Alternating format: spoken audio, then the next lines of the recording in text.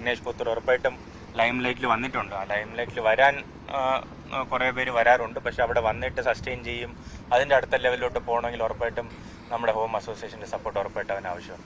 കഴിഞ്ഞ തവണ KCL വന്ന സമയത്താണ് വിഘ്നേഷ് പുത്തൂരിനെ നമ്മൾ കാണുന്നത്. ഒരുപാട് വിഘ്നേഷുമാർ ഇനിയും ഉണ്ടാവും, അല്ലെങ്കിൽ ഒരുപാട് സഞ്ജു സാംസൺമാർ ഇനിയും ഈ ഗ്രൗണ്ടിൽ ഉണ്ടാവും.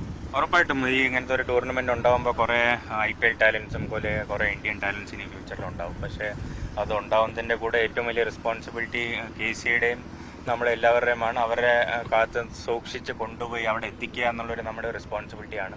അപ്പോൾ അത് KC നന്നായിട്ട് ചെയ്യുന്നുണ്ടെന്നാണ് എൻ്റെ വിശ്വാസം. ഇപ്പോൾ വിഘ്നേഷ് പുത്തൂർ ഉറപ്പായിട്ടും ലൈം ലൈറ്റിൽ വന്നിട്ടുണ്ട്. ആ ലൈം ലൈറ്റിൽ വരാൻ കുറേ പേര് വരാറുണ്ട്. പക്ഷെ അവിടെ വന്നിട്ട് സസ്റ്റെയിൻ ചെയ്യും അതിൻ്റെ അടുത്ത ലെവലിലോട്ട് പോകണമെങ്കിൽ ഉറപ്പായിട്ടും നമ്മുടെ ഹോം അസോസിയേഷൻ്റെ സപ്പോർട്ട് ഉറപ്പായിട്ട് അവന് ആവശ്യമാണ്.